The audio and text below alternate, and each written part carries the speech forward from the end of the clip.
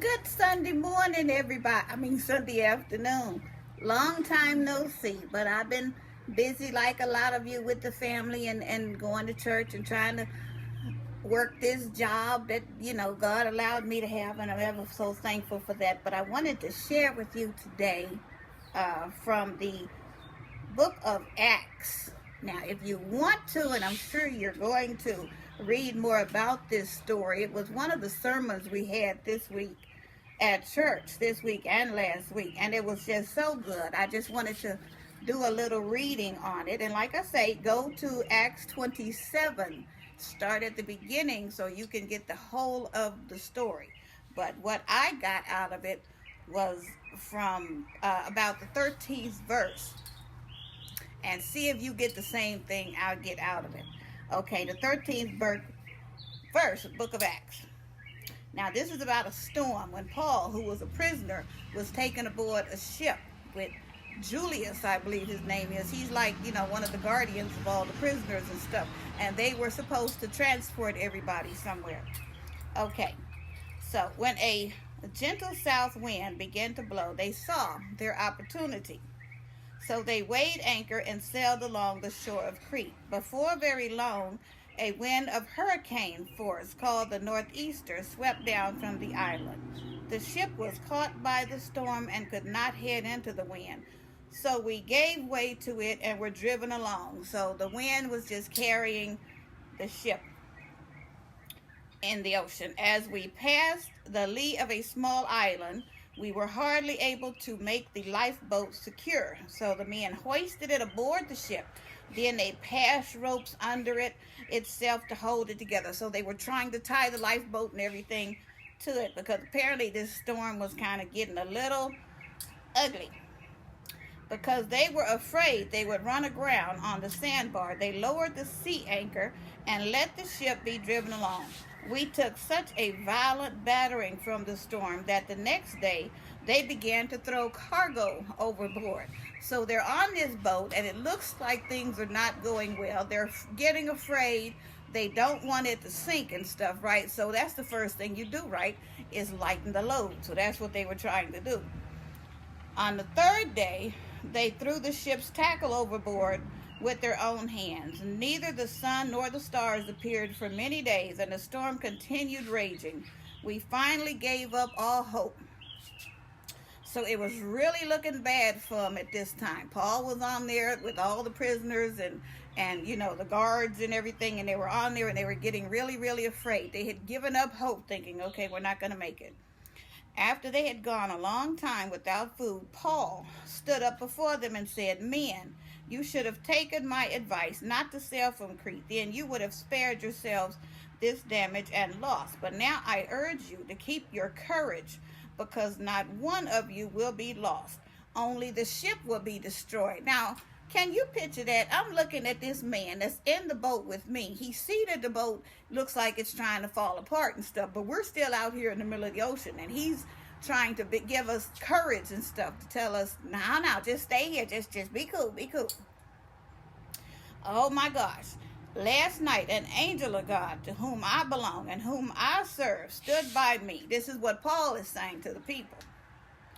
And said, "Do not be afraid, Paul. You must stand trial before Caesar," which is where they were trying to go. "God has graciously given you the lives of all who sail with you. So keep up your courage, men, for I have faith in God that it will happen as he say. Nevertheless, we must run aground on some island." So he's saying, listen to me for what God has told me, but nevertheless, we are going to run up on some ground somewhere. Now, on the 14th night, we were still being driven across the Adriatic Sea. About midnight, the sailors sensed that they were approaching land. They took soundings, that mean they took measurements off the boat, and they found that the water was like 120 feet deep. That's a lot of water. That was real deep. A short time later, they checked again and found it was 90 feet. Okay, so it's getting, better, because it's not as deep. 90 is a lot less deep.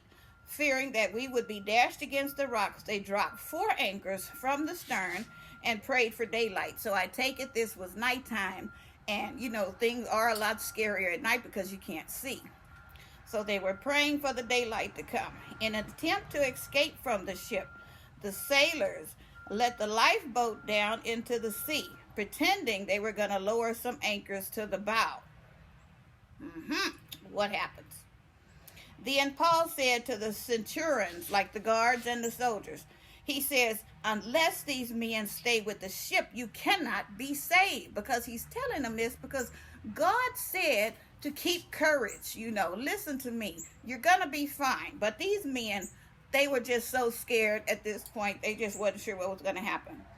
So the soldiers and stuff cut the rope that held the lifeboat and let it get away. Because I imagine it was heavy too, and kind of weighing it down. Just before dawn, Paul urged them all to eat because they hadn't eaten in forever. For the last 14 days, he said, you have been in constant suspense and have gone without food. You haven't eaten anything. Now, I urge you to take some food. You need it to survive. So he was trying to still be obedient to God because Paul had a relationship with the Lord. Yes, he did. You need it to survive. Not one of you will lose a single hair on your head. After that, he took some bread and gave thanks to God in front of them all. Then he broke it and began to eat. They were all encouraged and set, and they ate together. When they had eaten as much as they wanted, they lightened the ship some more by even throwing the grain that they had into the ship. They were just trying to do everything they could to save themselves. Wasn't nothing wrong with it. Just like we're in situations, we do what we can to try to fix the problem, try to solve the problem. I have lost my place. Okay, when daylight came, they did not recognize the land, but they saw a bay with a sandy beach, so they knew they were close to something. They didn't know what part of the island or what part of the land or whatever it was, but they found it. So they decided to run the ship aground if they could.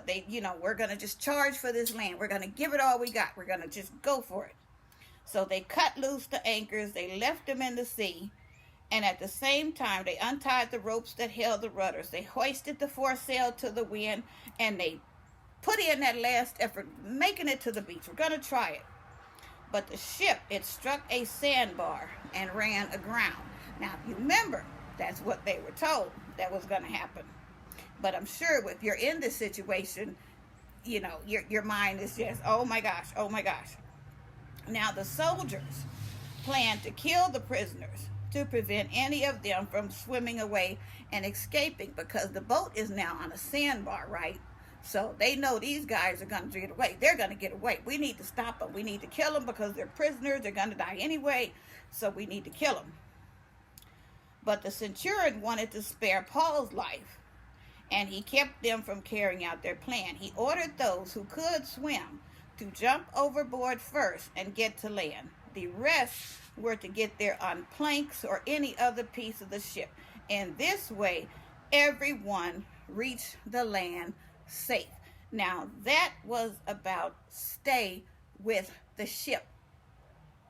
And it does say everyone, and it was over 200 and some people that were on the ship, and not one of them lost their lives in that storm. Not one of them perished.